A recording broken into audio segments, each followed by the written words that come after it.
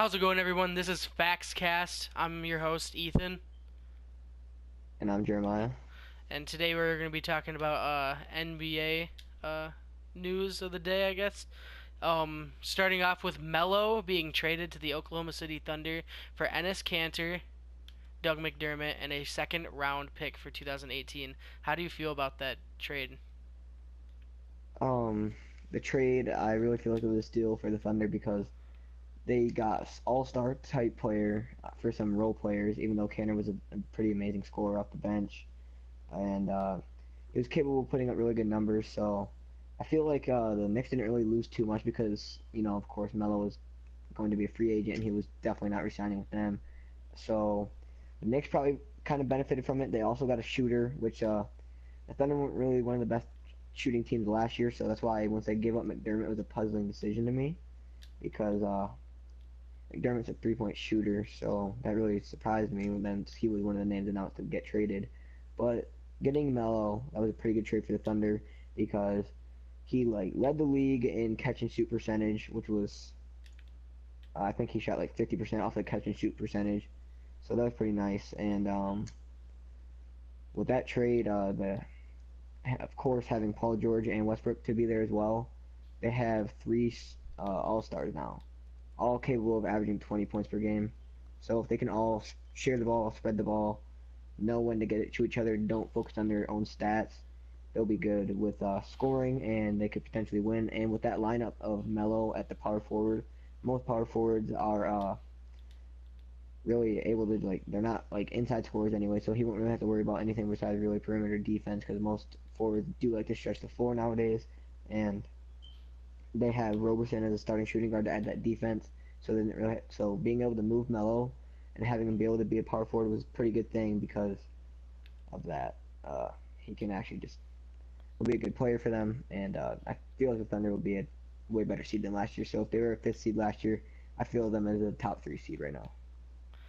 I feel like this was a desperation move by the Knicks. They kind of figured that Melo wasn't gonna play as hard as he would if he liked being where he was.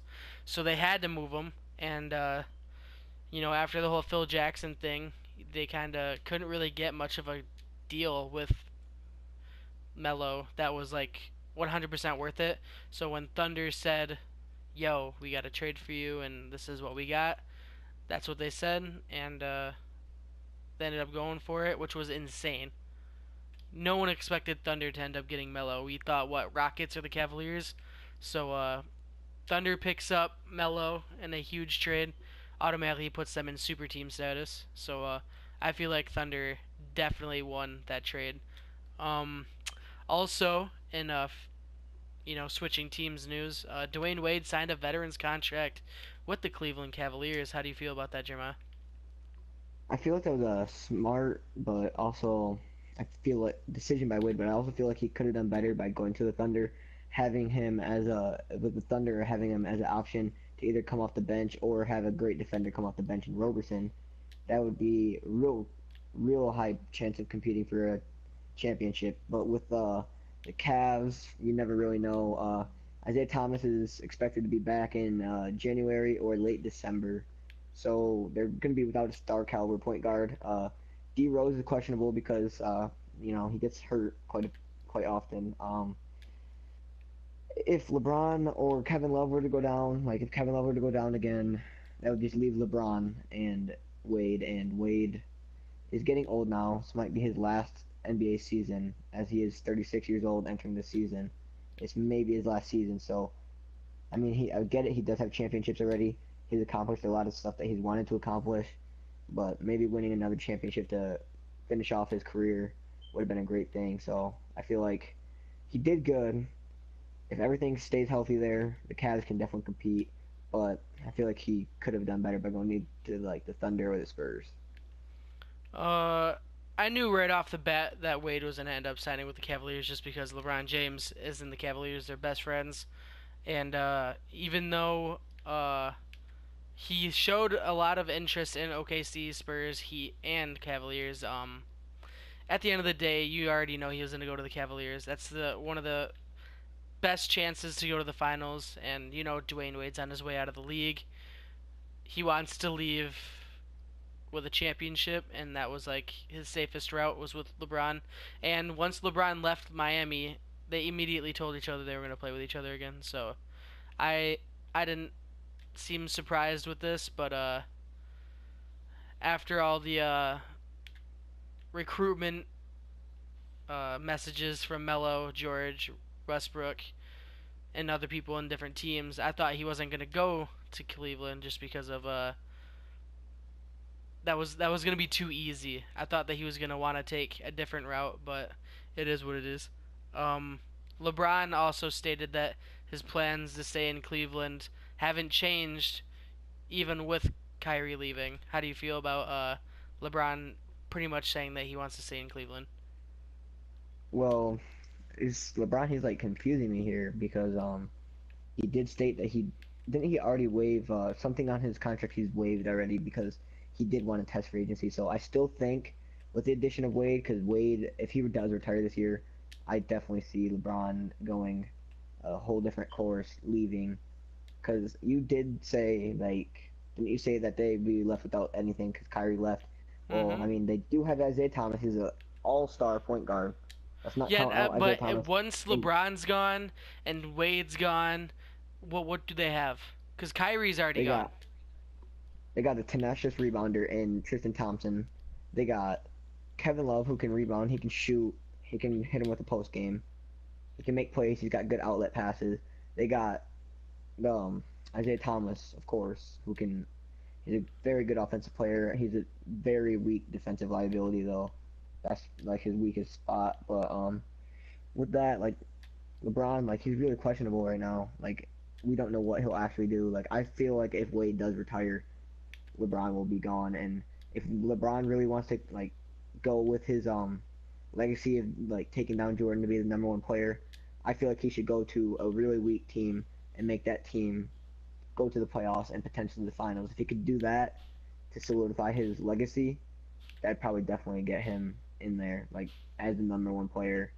That's just like I don't really know. I think he might leave, and he might be headed for Los Angeles next season. I feel like regardless of what LeBron tells us, he's gonna do whatever the hell he wants. He's LeBron James. He has stated almost everybody at this point has been stated in, having interest in going to Los Angeles, but LeBron has been the biggest one.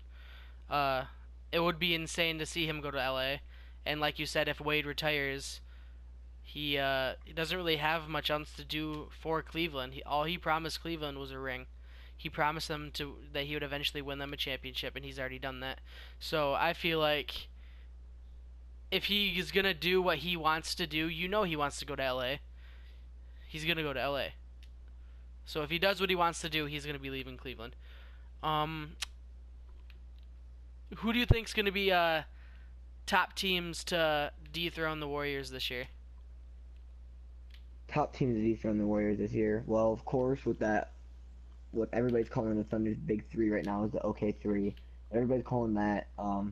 I do see them like all if they can all split the rock, pass around, make sure guys get open looks. Everybody improves.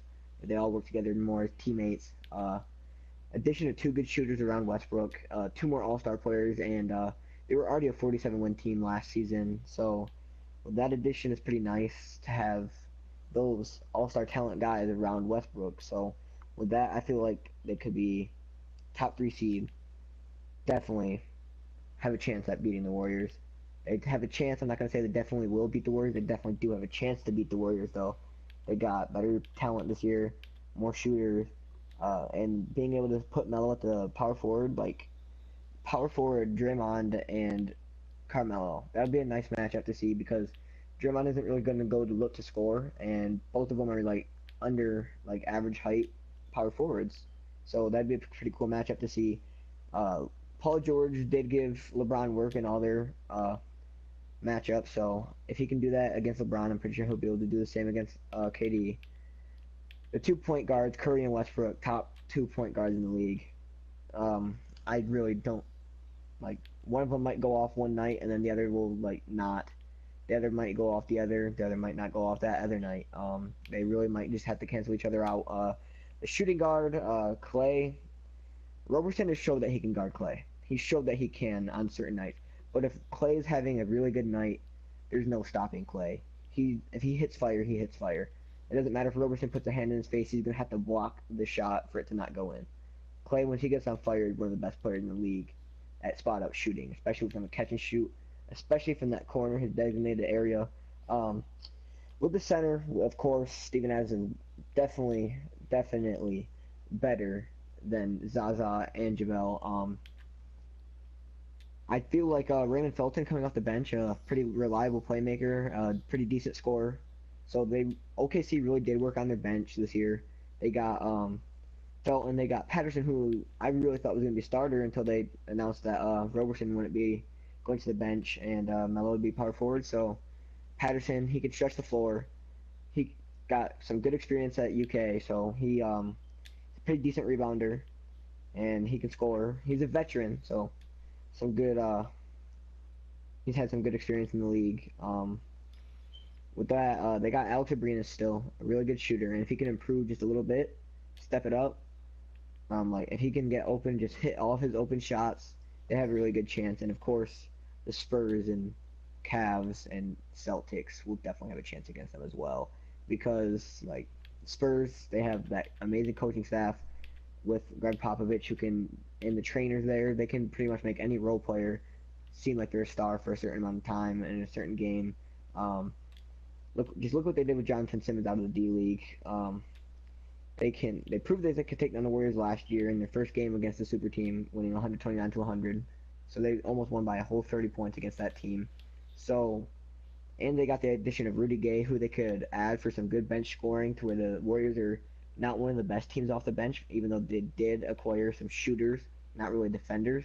So I feel like Rudy Gay, he did come off the bench, could really burn for good points off the bench, or he could just start at shooting guard.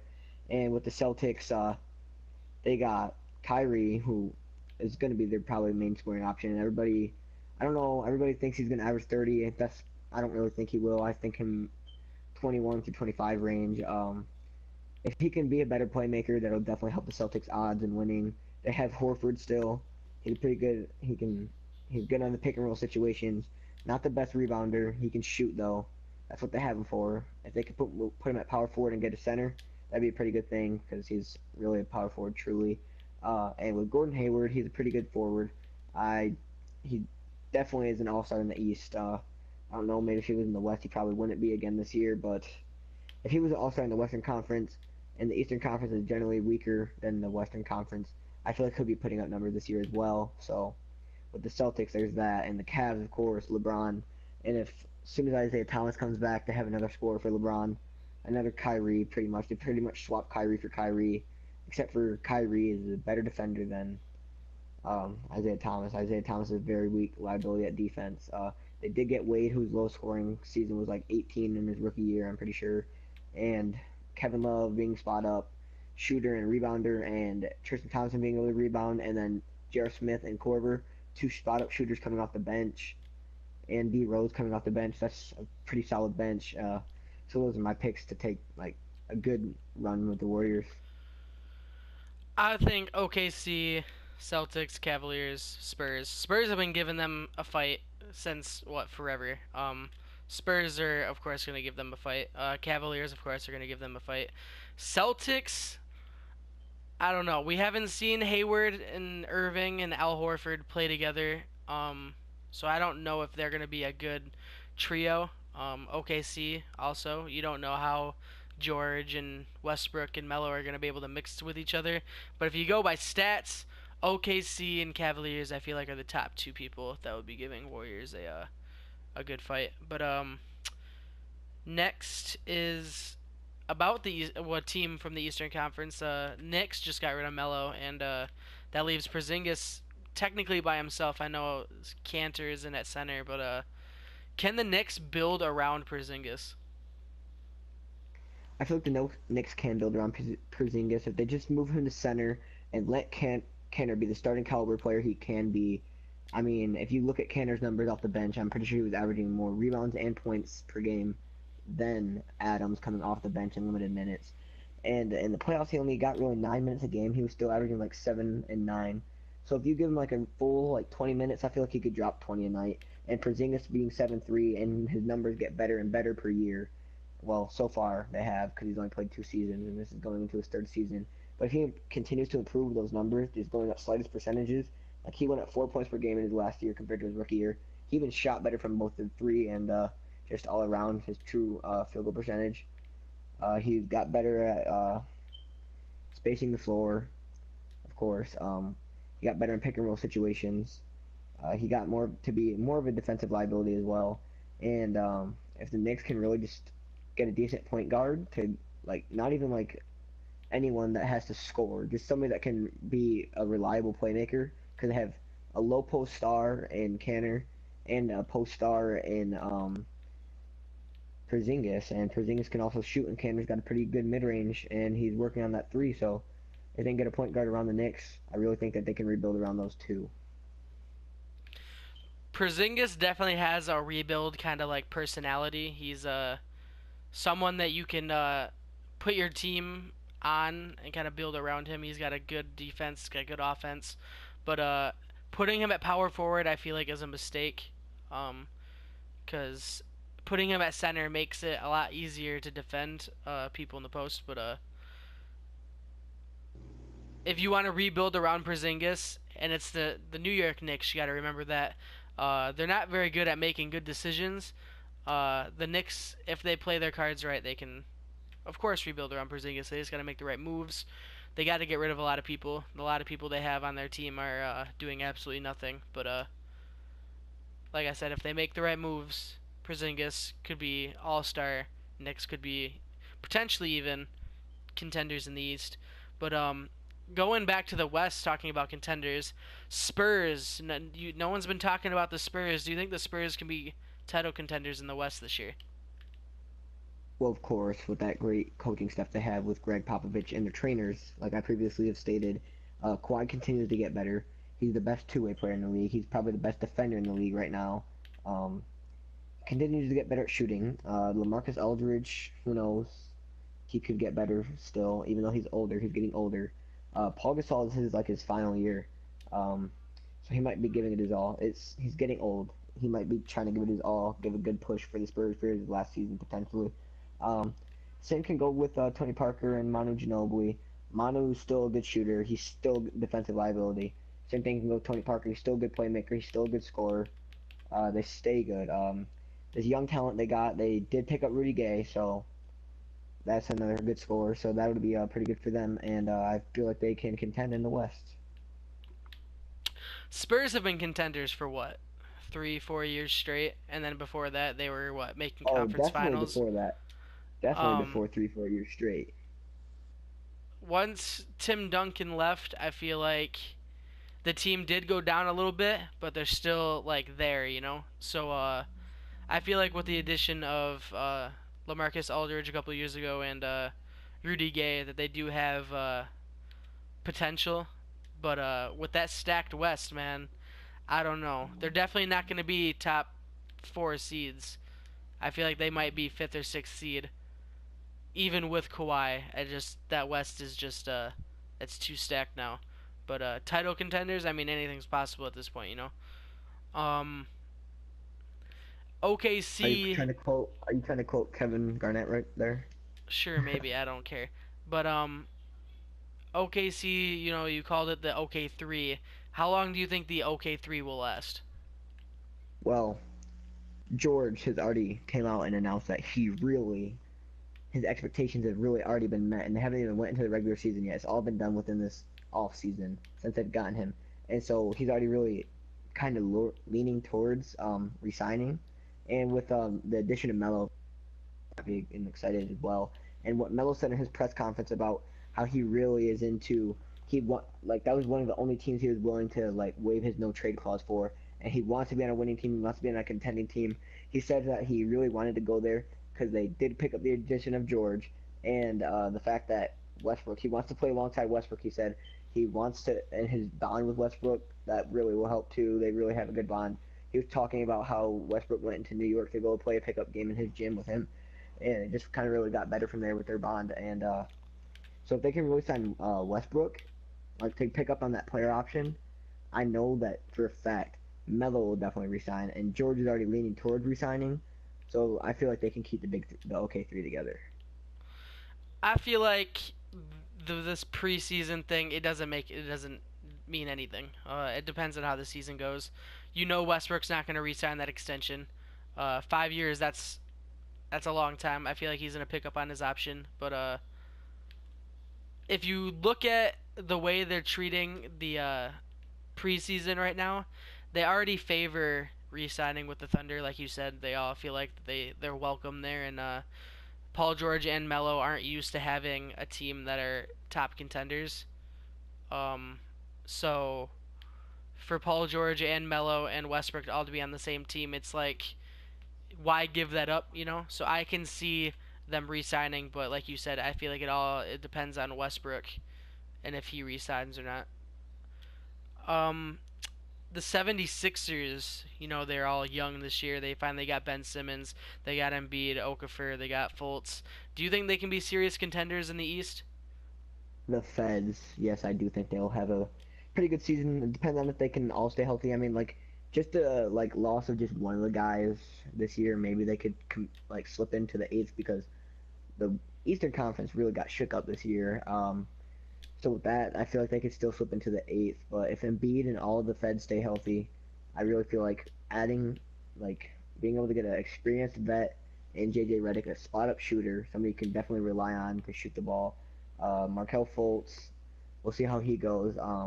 They got Morris as well from the no, not the Pistons, was it? It was from the Celtics with a draft pick. I'm pretty sure that's how they got him. But with that pickup too for him to come off the bench. And Dario Saric last year was competing for Rookie of the Year, as you know. I'm pretty sure he came in second place for that competition.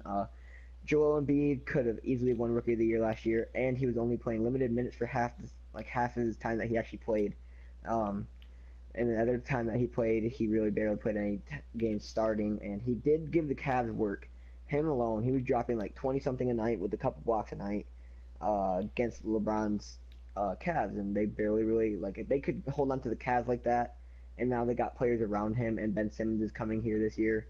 I really feel like they could slip into the sixth seed if they all stay healthy. I mean, the Eastern Conference is weak. You have to admit that. Everyone's going to the West. So I feel like it's a lot easier to be something in the East. But with the Sixers, like you said, they got to be healthy, man. If they're healthy, they're going to be contenders, of course. They're all great players, very young, very energetic. Um, with Embiid going out halfway through the season last year, you didn't really get to see his full potential, even though he played, a couple games. I think he played, what, 30 games?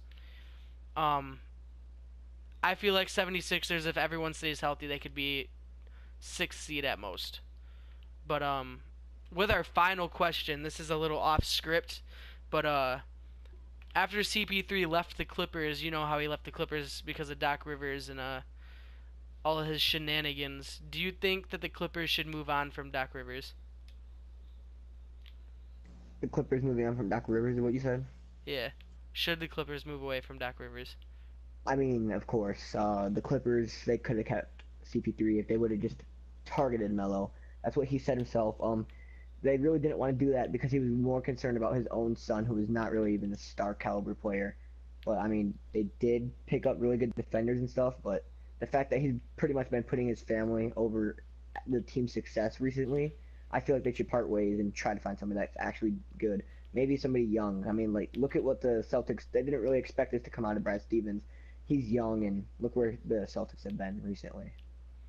I feel like the Clippers should have moved on last year. Um, Doc Rivers hasn't really done anything for the Clippers. They're like first, second round exits. They've never made it to the conference finals with CP3, and that's one of the reasons why he left. And like you said, they wanted to target Melo. They didn't even say necessarily sign him. They just wanted to try to get him there, and he wanted to go after Austin Rivers first. Which, if you're putting Austin Rivers over Carmelo Anthony, we have a problem.